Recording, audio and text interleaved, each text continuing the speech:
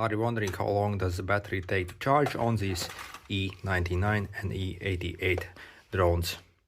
So this is what the battery looks like. It's actually very small and very lightweight, and it can actually be charged using this micro USB. So you simply plug it in the battery in the port over here and charge it up. And if you see this red light showing here, that means it's still charging.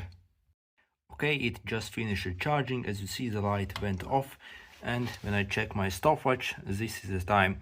So 52 minutes actually, so almost 1 hour to fully charge this battery.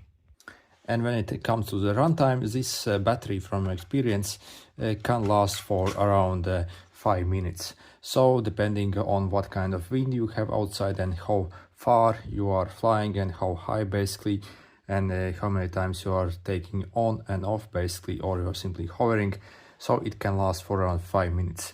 Actually, when we check the specs online in the ads, it says it can last for like 10 minutes, but that's not true at all. So between 4 and 6 minutes. So 6 minutes if you're simply hovering somewhere, and around 4 minutes if you are taking up and down basically all the time. So that's what I have found on this drone. Anyway, good luck.